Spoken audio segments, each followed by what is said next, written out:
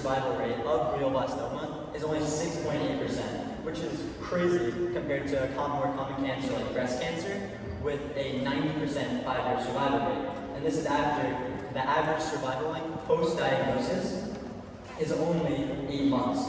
And you can see on the fMRI image on the right-hand side of the screen that the tumor not only affects where it is in the brain, it changes the whole entire structure of the brain. Glioblastoma, unlike many other cancers, has a normal distribution when it comes to age. As you can see, the peak of glioblastoma incidence is from 41 to 50 years of age, and then the incidence decreases. However, most cancers peak at 50 to 70 years of age.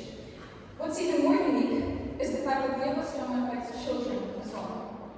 You would find breast carcinoma in a young teenager, but glioblastoma affects a shocking 36,000 pediatric cases per year. So here on the screen you can see the well-known targeted molecular mechanisms in glioblastoma, and evidently, as there's 9 of them, there are many different subtypes of glioblastoma. And many researchers choose to study these well-known molecular mechanisms, but we decided to take a completely different approach. We decided to study if age was correlated to the genetic expression in glioblastoma. But the difficult part about this is that a pediatric brain and an adult brain are very different. They have different metabolic rates and generally different brain environments, as well as normal gene expression. So we had to do something different. Instead of taking a pediatric brain and comparing it to an adult brain, we looked at the gene expression. And if you were to compare a pediatric brain to an adult brain, you'd have to take age extremes. For example, children under the age of 5 and adults over the age of 30, because the border between a pediatric and an adult brain is not so clear. For example, let's take a brain of a 17-year-old. Certainly, it's closer to an adult brain, but we classify it as a child's brain just because we're used to saying that all patients under 18 are children. And in addition, taking such an approach could also lose a lot of data. And as Zachary realized, and a lot of other glioblastoma researchers understood, there is a real lack of data for glioblastoma multiforme. So instead, we looked at the overall age correlation data in glioblastoma samples. So I know pandomics has been discussed at this conference over the week, but we're going to give you another quick overview on how we use pandomics in our study, with our goal using pandomics to create a target ID. So the first step in creating a target ID is obviously gathering omics data, as well as textual data, research, financial reports, etc. And then from there, all this data has gone through over 18 different neural networks that each analyze an individual aspect of the disease, as well as the biology, like the pathology, gene mutations, and gene expression. And then after that, the predictions are combined in one large ranking, and then we get our target ID with each putative target ranked. And now we're going to show you our target ID. So we gathered 29 data sets of glioblastoma multiforme and compiled them all in a large meta-analysis on pandomics. Here is our list of 100 top targets that was based on omics scores, financial evidence, text-based evidence, and key opinion leaders. And pay attention how the first and the number 1 ranked gene is actually TP53. We'd also like to point out the fact that without the pandomics target ID, you'd be gathering data from all over the internet and all over sources, whereas the target ID actually compiles everything for you in less than an hour. And now, let's return to the beam study exam. So our overarching question was, does the environment of a pediatric brain affect or define glioblastoma differently than the environment of an adult brain? And consequently, this led us to a more focused question.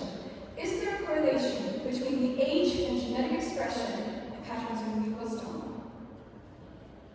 So, as you heard before, for our target ID, we collected 29 different data sets. But we decided with our more new focused question research to only use one data set. And we needed a data set that had to have very strict criteria. It had to have patient or control and tumor sample paired with age data, be recent enough for us to actually be able to use it, and be an RNA sequence data set, as well as produce a high-quality volcano plot with the differentially expressed genes. And this is where our real data issue came in where we were only able to get one solid concrete data set that matched each of these criteria. This data set had paired tissue, control, and tumor tissue.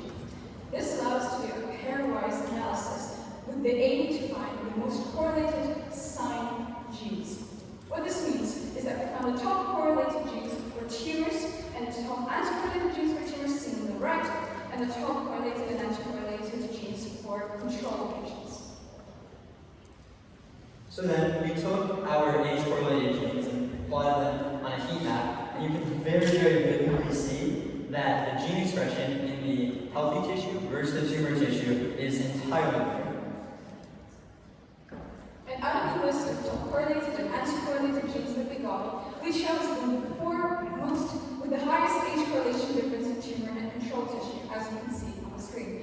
Notice that there is a sign change in correlation is based on glioblastoma tissue and control tissue.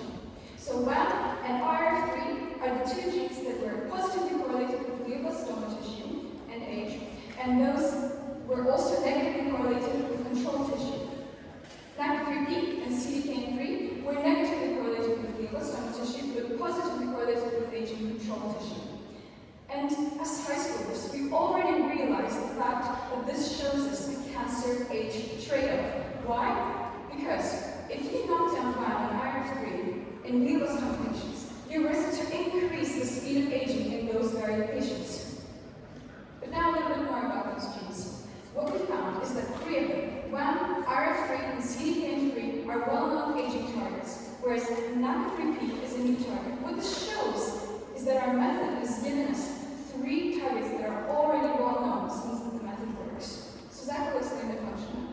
So what we found about the WAM and IRF3 gene is that the WAM gene participates in a p53-dependent cell death pathway, as well as the IRF3 gene participates in DNA damage associated with cell senescence, as well as actually premature organismal aging, as well as having other aging-related issues such as retinal aging. And then we decided to run these genes through our panda-omics meta-analysis.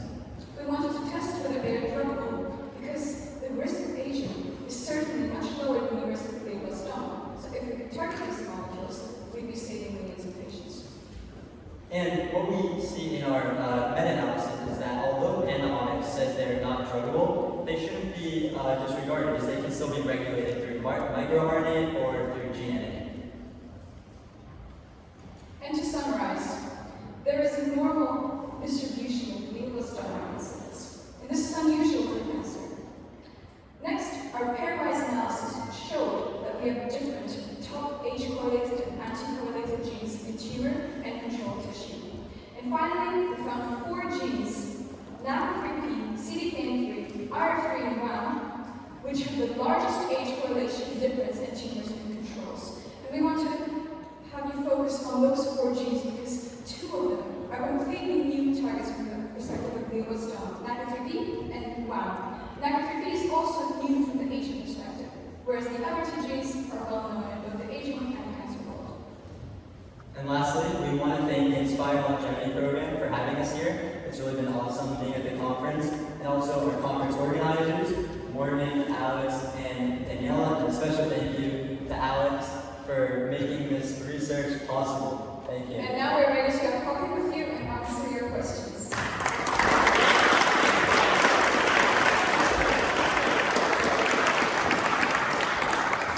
Do we have any questions?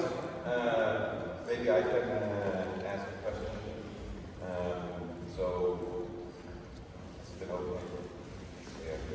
It's been really No, it's good. It's been awesome. Yes, you know, Eric is just We're a lot of seven, actually. A lot of seven. Eric was just saying that this is the best part of the meeting, and we were discussing what we were doing when we were we just thought this. This is amazing. You guys are fantastic. Thank you so much for coming and for all the meeting. And this is, you know, spearheaded by Alex.